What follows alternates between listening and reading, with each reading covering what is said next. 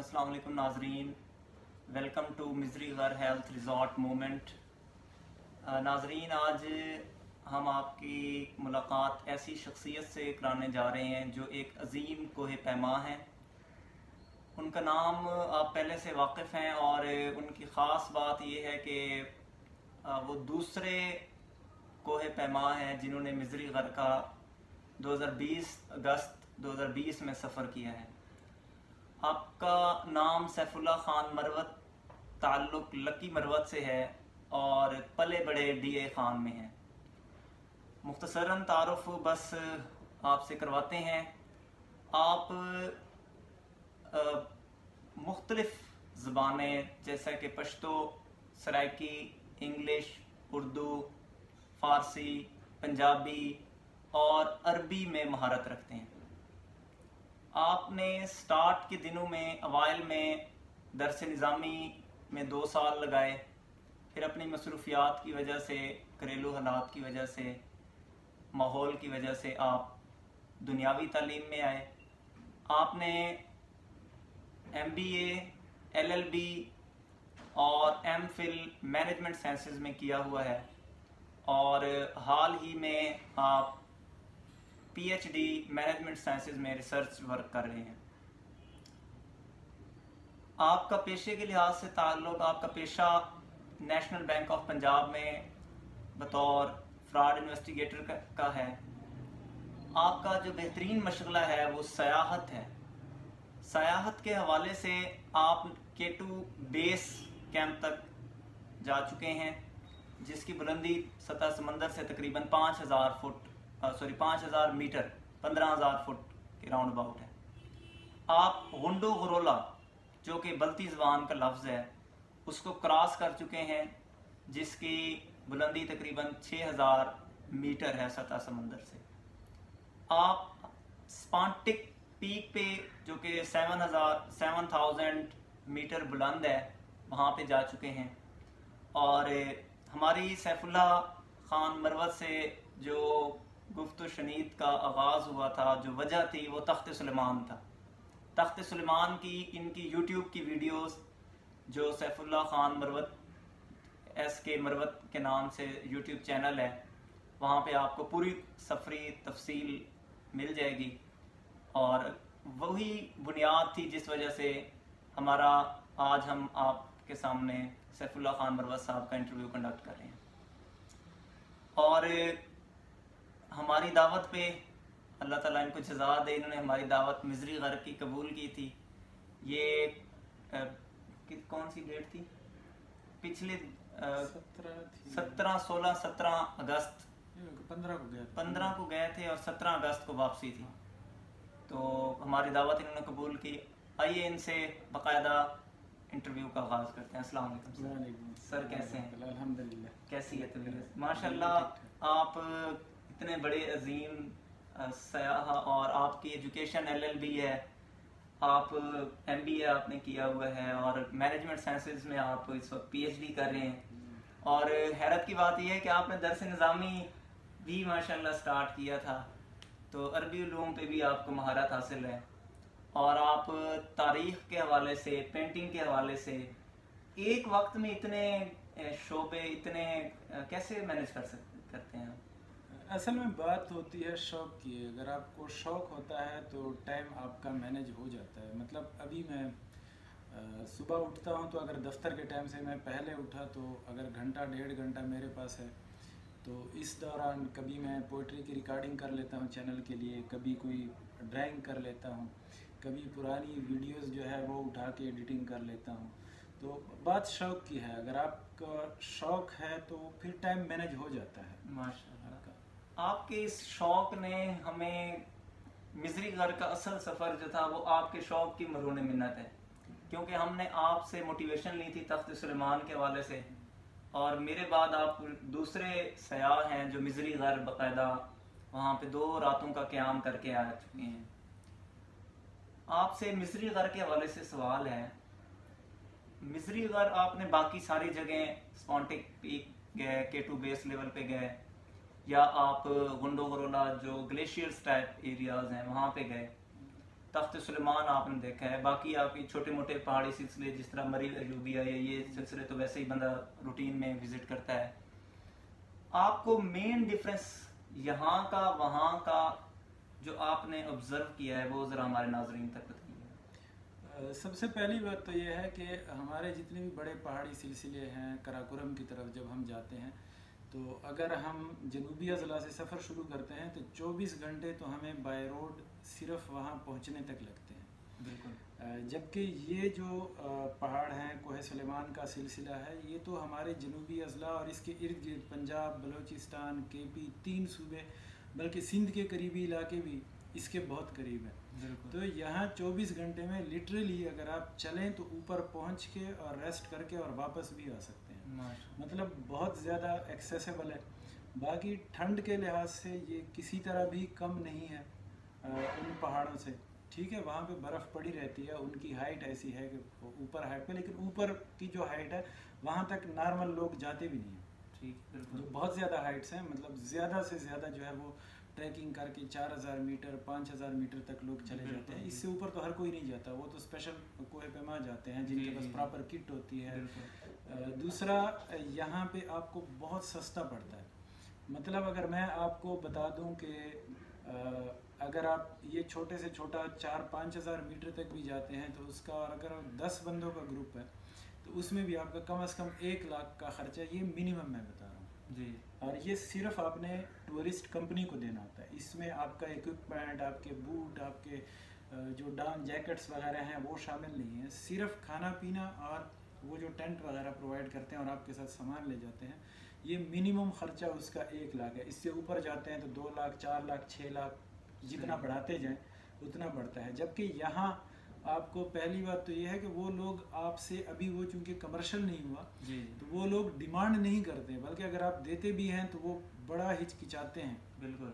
और अगर आप कोशिश करेंगे कि उनको देंगे तो वो भी आप छुप के अकेले में देने की कोशिश करेंगे, क्योंकि अभी वो लोग इसको मायूब समझते हैं। बिल्कुल, आपकी बात बिल्कुल ऐसे इसको बजा है। बड़ा मायूब समझते हैं कि हम मेहमान से पैसे ले रहे हैं। हालांकि ये चीज़ उनको रियलाइज़ करवाना ज़रूरी है, क्योंकि वो चलो एक आध मेहमान साल में वो बर्दाश्त कर लेते हैं, लेकिन उन लोगों की बड़ी लिमिटेड रिसोर्सेज हैं। बिल्कुल। मतलब उनका जो सोर्स ऑफ इनकम है वो 2 ही है। एक तो चलगोज़ा है जो साल में 1 दफ़ा होता है, और दूसरा फिर माल मवेशियाँ, भेड़ बकरियाँ हैं। तो यही 2 उनके सोर्स ऑफ इनकम है। लेकिन उन लोगों की जो सखावत है, दरिया दिली है, वो नाकाबिले बयान है। और जो खूबसूरती है इन पहाड़ों की, तो वो वाकई नाकाबिले बयान है। बहुत से लोग अभी शकूक व शुबहात में हैं।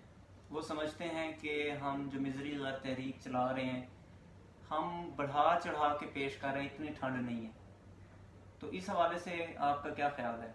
जब हमने आपसे बात की थी उस वक्त क्या तासुर था जब मैंने आपको दावत दी थी मिजरी गैर की, और उसके बाद जब आप वापस आए हैं, वो ज़रा हमारे नाजरीन को बताइएगा। शुरू में डाउट्स मुझे भी थे डेफिनेटली, और जिसने मुझे थोड़ा सा मोटिवेट किया कि मैंने कहा यार वाकई इतना लो टेम्परेचर आ रहा है। क्योंकि मैं कोहे सुलेमान में मेरा तजर्बा तख्त सुलेमान का था और वो दिसंबर था। दिसंबर में वहाँ टेम्परेचर -1 -2 तक जाता है, हमारा पानी फ्रीज़ हो गया था, लेकिन दिसंबर में तो चला जाता है जी। तो अभी जब हम गए, और बड़ी दिलचस्प बात है, जब उस रात हम पहुँचे तकरीबन रात 8 बजे, तो वो जो कमरा सा बना हुआ था, मैं उसके बाहर मेहमान खाना जो था बाहर बैठा बूट उतार रहा था। और चूँकि एक्सर्शन होती है, आप चढ़ते हैं चढ़ाई में, तो पसीने आए हुए थे, कपड़े भी गीले थे और मुझे गरम गरम महसूस हो रहा था। तो जब मैं बाहर बैठा तो उन्होंने कहा बाहर न बैठे, ठंड है। तो मुझे बड़ा अजीब लगा, मैंने कहा ठंड किधर है, मुझे तो गर्मी लगी हुई है। जी। बहरहाल उन्होंने इसरार किया, मुझे अंदर बुलाया, बूट भी उन्होंने अंदर उतरवाए। तो जब मैं वहाँ बैठा और कोई 5 से 7 मिनट के बाद जी वाकई मुझे कपकपी शुरू हो गई और आग जली हुई थी कमरे में। मैंने फिर अपनी जैकेट से अपर निकाला, क्योंकि लाल खान ने मुझे कहा था कि गरम कपड़े और गरम चादर शाल साथ लाजमी ले जाना। जी। तो फिर मैंने अपर पहना, अपर से ठंड नहीं गई तो फिर मैंने शाल ओढ़ा। और ये अच्छा था कि उन्होंने मुझे मेरी कपकपी देखी नहीं, क्योंकि अंधेरा था कमरे में, सिर्फ आग की रोशनी थी। लेकिन लिटरली, और ठंड से मेरे ये नाक के, सुबह जब मैं मुँह धो रहा था नाक के छिलके उतर रहे थे। मैं इस पर वो कोल्ड क्रीम लगाया है, वो स्किन जो है वो जल गई है, क्योंकि इतने गर्म मौसम से एकदम आप ठंडे मौसम में चले जाते हैं। तो ठंड वाकई वहाँ पे बहुत शदीद है। नाजरीन, ये ठंड का जो आपके सामने सैफुल्लाह खान मरवत साहब ने बताया, इसके अलावा वहाँ के जो लोग थे, आप एक बता रहे थे कि वहाँ उन्होंने ख़ास तरह का म्यूज़िकल इंस्ट्रूमेंट जो वो खुद बनाते हैं, तो उसके बारे में हमारे नाजरीन को सकाफ़त के हवाले में कि अच्छा, मुझे जो मेरा एक्सपीरियंस था वो ये था कि मैंने प्योर कल्चर वहाँ पे देखा है, प्योर सकाफ़त देखी है, और खरे लोग जो हकीकत में जिनको पश्तून पठान कहा जाता है, आधे तीतर आधे बटेर नहीं, उनको देखा है। इंतहाई मिलनसार लोग थे। इसके अलावा मैं आपसे ये सवाल करना चाहूँगा उनकी सकाफ़त के मुतालिक, और आपने चूँकि मुख्तलिफ उस इलाके की जो किताबें हैं जो 1800 की तहरीर करदा हैं वो भी आपने मुताला की हुई हैं, हमारे नाजरीन को उनके हवाले से भी ज़रा आगाह कीजिएगा। सकाफ़त की अगर बात की जाए तो मेरा ख्याल है अगर सकाफ़त खालिस तरीन हालत में कहीं पे प्रिजर्व्ड है तो वो इन पहाड़ों पे है। मतलब ख़ुद पठान होते हुए जब हम किताबों में पढ़ते हैं, लेजेंड्स में पढ़ते हैं कि इस तरह होते थे पठान, तो हमें नहीं लगता कि यार शायद ये किताबी बातें हैं, ऐसा नहीं हो सकता। लेकिन जब आप वहाँ जाते हैं, उनकी सबसे पहले अगर मैं ज़ुबान से शुरू करूँ तो ज़ुबान उनकी बिल्कुल खालिस है। मतलब मैं पठान हूँ, मादरी ज़ुबान मेरी पश्तो है, लेकिन उनकी अगर वो नॉर्मल मेरे साथ बात करें तो 80% तक मैं समझ लेता हूँ, 20% तक मैं गैस करता हूँ। सही ना, ऐसे अल्फाज वो बोलते हैं। और अगर वो आपस में बातें कर रहे हो तो 50% तक समझ आती है, 50% तक समझ नहीं आती। उनकी ज़ुबान इतनी खालिस है। कपड़े, ड्रेसिंग जो है वो उनकी वही जो चली आ रही है, उन पे बिल्कुल नीचे के जो मैदानी इलाकों का अभी तक असर नहीं है। जो उनका ड्रेस है अभी तक वही चला आ रहा है।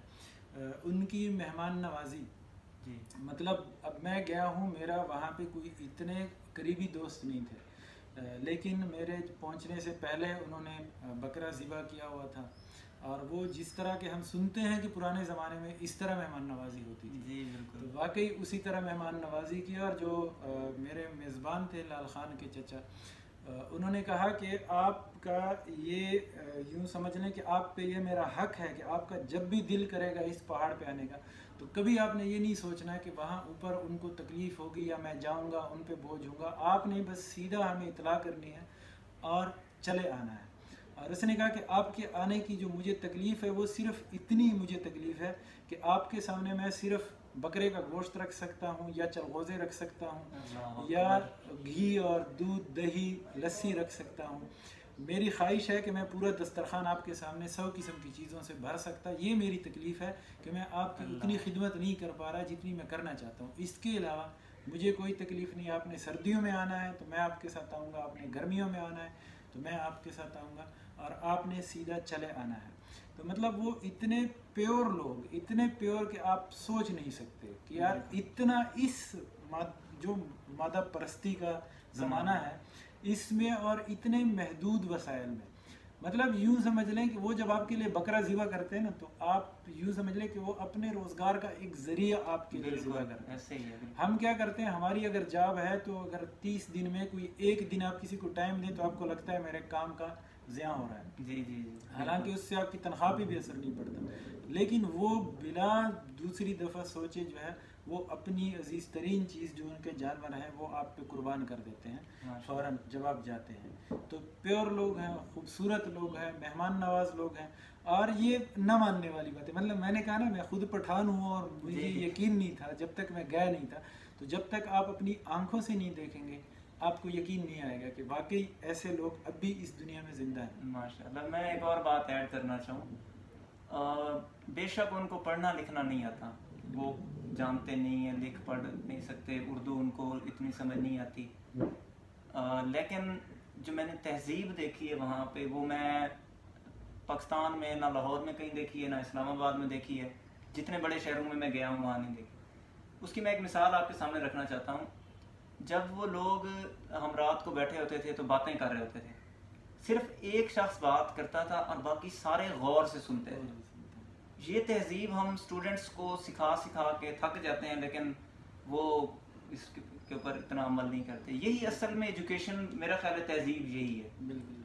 इसके अलावा आप से चूँकि मुलाकात का टाइम आप काफ़ी कीमती टाइम है, आपसे एक और अर्ज़ ये है कि आप ज़रा जिस रास्ते से आप गए हैं, मैंने रास्ता यूज़ किया था मशरकी, और आपने रास्ता यूज़ किया था मगरबी संगर वाला रास्ता। बिल्कुल।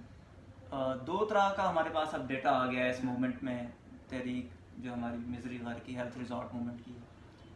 आप ज़रा रास्ते के मुतालिक, लोगों के बहुत सवाल होते हैं, उसके मुतालिक लोगों को गाइड कीजिए। रास्ता आप जब जाते हैं डेरा इस्माइल ख़ान से, अगर रोब की तरफ जा रहे हैं, मतलब इस साइड से आप जा रहे हैं केपी साइड से, तो दनासर पास से जैसे ही आप निकलते हैं वहाँ पे थोड़ा सा आगे जाने के बाद एक पुल आता है, और उस वहाँ पे लेफ़्ट साइड पे एक बड़ा सा एस्फाल्ट प्लांट लगा हुआ है जो ये बिजली बनाते हैं।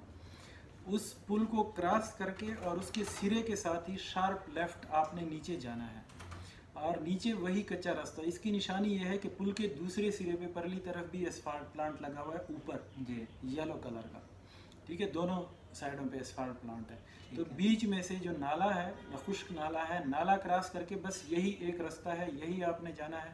पहले एक छोटा गांव आता है, एक दुकान है, सुरनर है, नहीं संगर से पहले, जी, संगर नहीं पहुंचना, ठीक है। सुरनर है, और सुरनरी से फिर वहाँ पे पक्की सड़क छोड़ के जहाँ पे दुकान आती है, वाहिद दुकान है एक, वहाँ से लेफ़्ट पे कच्ची सड़क मुड़ती है।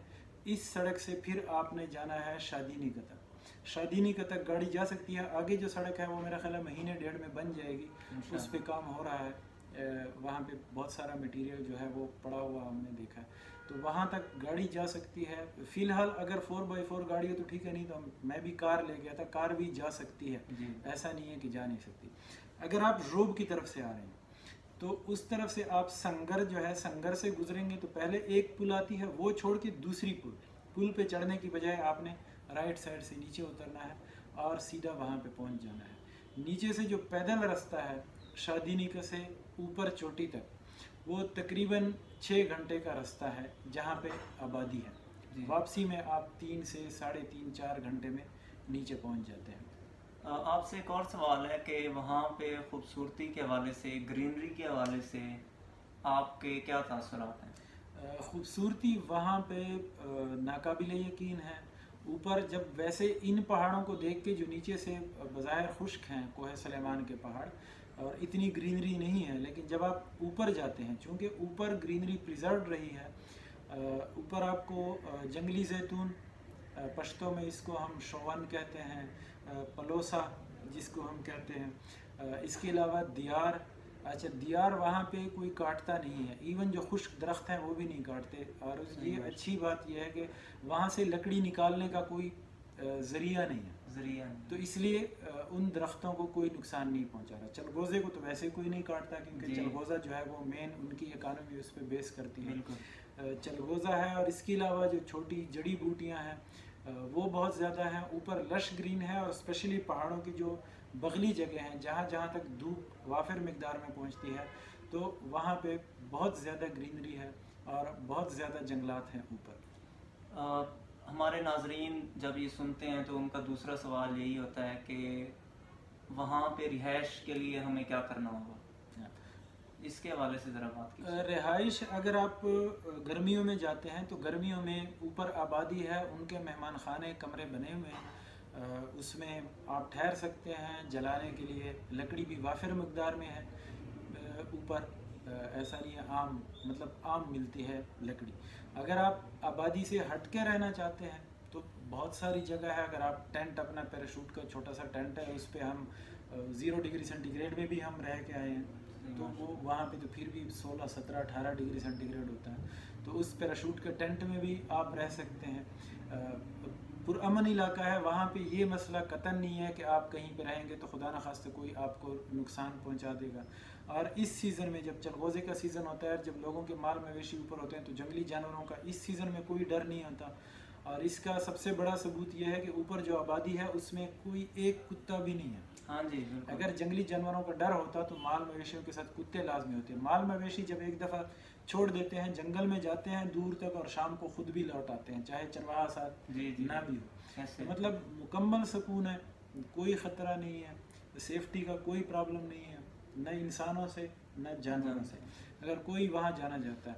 हाँ, एक चीज़ का थोड़ा सा ख्याल रखिएगा कि वो चूँकि डिफरेंट कल्चर है, जैसे मैंने बताया, बिल्कुल प्योर लोग हैं, तो अगर आप आबादी के करीब हों और वहाँ पे घरों के आसपास हो, लोगों के आसपास हो, तो वहाँ कैमरा और वीडियो ये हाँ चीज़ें, जी। इससे अभी वो आदी नहीं है, तो इसको थोड़ा सा अवॉइड करें। दूसरा, अगर किसी मर्दों के साथ आप पहाड़ों में भी कोई वीडियो बनाते हैं तो उनको पहले बता दिया करें कि मैं आपकी वीडियो बना लूँ। मना वो नहीं करते, वो आपको हाँ कुछ जी। कहेंगे भी नहीं, लेकिन उनकी दिल आज़ारी ज़रूर होगी, उनके दिल दुखते हैं बिल्कुल, कि रिवाज जो नहीं है। रिवाज अभी नहीं है, वो लोग इस कल्चर के आदी नहीं है। इसके अलावा आप जो अगर गवर्नमेंट स्टेप ले ले, इसको एक हेल्थ रिजॉर्ट बना दे, तो गवर्नमेंट के लिए कितना मुश्किल है और कितना आसान है इसको करना? गवर्नमेंट के लिए तो बहुत आसान है। बेस तक, शादीनी के तक ये सड़क आगे जा रही है, तो जी। इस साइड की सड़क तो वहाँ तक बनी हुई बनी है। हुई है। सिर्फ और ऊपर कोई पहाड़ तक तो ज़ाहिर है रोड भी नहीं बनाना, क्योंकि रोड बनने हाँ से जी। अगर ट्रांसपोर्ट खुल गया तो ये जंगल खैराबाद हो जाएंगे। जी जी जी बिल्कुल। अगर ऊपर तक गाड़ी का रास्ता बन गया तो ऊपर से लकड़ी काट काट के चोरी चकारी ये लकड़ी सब- की ये शुरू हो जाएगी। बिल्कुल। तो ऊपर यही ट्रैक है। गवर्नमेंट ज़्यादा से ज़्यादा ये कर ले कि ऊपर बिजली की सप्लाई हो गई, जी। ठीक है। रास्ते में वहाँ पे सरकारी तौर पे वाइल्ड लाइफ डिपार्टमेंट जो है, उनके अगर वहाँ पे कोई ऑफिसेज बन जाएं, जी ठीक है, जो थोड़ा सा टूरिज़्म डिपार्टमेंट जो है उनका कोई ऑफिस बन जाए जिसको थोड़ा सा प्रमोट भी करें और लोगों को अट्रैक्ट भी करें, क्योंकि जहाँ पे गवर्नमेंट की तरफ से वो होता है, एक इंसेंटिव होता है, लोगों को अट्रैक्शन रखी जाती है, तो लोगों का रुख जाता है। आम लोग, जब तक कि हम जैसे लोग जाके और वापस आके उन्हें नहीं कहते कि ऊपर कोई मसला नहीं है, नॉर्मली लोग जाते नहीं हैं, डरते हैं कि जी। पता नहीं वहाँ पे क्या, पहाड़ों पे कुछ बंदे हमें खा जाएंगे या जानवर खा जाएंगे। बिल्कुल। ऐसा कुछ नहीं है, मतलब जा सकते हैं अभी भी आप। ऊपर पानी भी अवेलेबल है, रास्ते में भी पानी मिल जाता है, पानी का मसला नहीं है।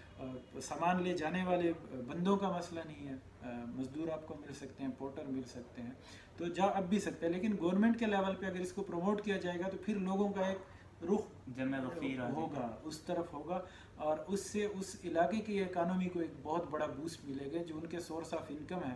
जी। दूसरी जो सबसे अहम बात है कि वहाँ के लोग जो एक आम तहजीब से कटे हुए हैं, वो जब देखेंगे कि लोग जब तालीम हासिल करते हैं तो उसके बाद उनमें क्या चेंजेस हैं, वो बहुत मुतासर होते हैं।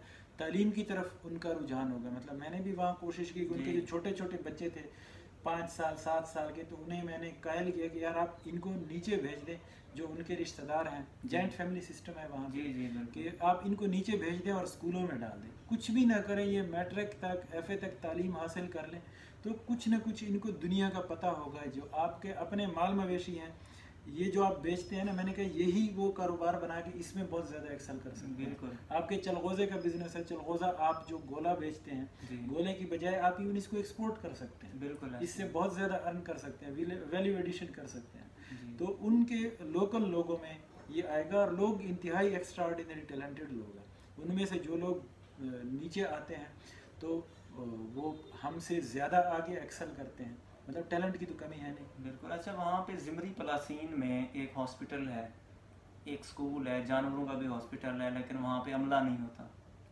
मेरा एक तलख एक्सपीरियंस ये था कि हमारे साथ एक दोस्त था, उसका नाम नज़रदीन था। वो 3 दिन उसको लगे बेचारे को दराजिंदे से। वो दराजिंदे में अपने मेडिसिन के हवाले से, इलाज के हवाले से वहाँ गया, लेकिन मुझे लगता है कि उसकी प्रॉपर केयरिंग नहीं की गई। तो आप गवर्नमेंट को थोड़ा इस हवाले से क्या कहना चाहेंगे कि वो जो वहाँ पे हॉस्पिटल्स हैं उसको सारी सहूलियात दी जाए? हॉस्पिटल जहाँ जहाँ पे हॉस्पिटल्स हैं उनको आबाद करना सबसे पहले, और दूसरा जिस तरह के रिमोट एरियाज हैं उसमें डिस्पेंसरी जी। जो कम से कम फर्स्ट एड दे सकें। फर्स्ट जहाँ पे फर्स्ट एड ही अवेलेबल नहीं है, मतलब खुदा ना खास्ता किसी को छोटा सा कट भी लग जाता है जी। और अगर उसकी ब्लीडिंग नहीं रुकती तो पहाड़ में उसने मरना ही है, इसके अलावा उसका कोई इलाज नहीं है, क्योंकि नीचे आते आते आपको इतना टाइम लग जाता है कि आप हॉस्पिटल तक नहीं पहुंच सकते। तो ये एक्सेसिबल जहाँ से, मतलब वो सप्लाईज लेते हैं, अपने फूड आइटम्स लेते हैं, 2-3 घंटे वो फिर भी पहाड़ों में चल लेते हैं। जी। तो कम से कम फर्स्ट एड मेडिसिन वगैरह जो हैं ये तो रेडिली एक्सेसिबल होना चाहिए वहाँ पे। और अगर ये बीच वाला पंजाब से कनेक्ट कर दें, ये जो बीच का रास्ता है ज़ोब से लिया, हाँ। तो ये तकरीबन 120 किलोमीटर का डिस्टेंस जो है वो इससे कवर हो सकता है कम, यानी 120 किलोमीटर जो हम दूसरा रूट यूज़ करते हैं उसकी निस्बत ये 120 किलोमीटर का रास्ता कम हो सकता है।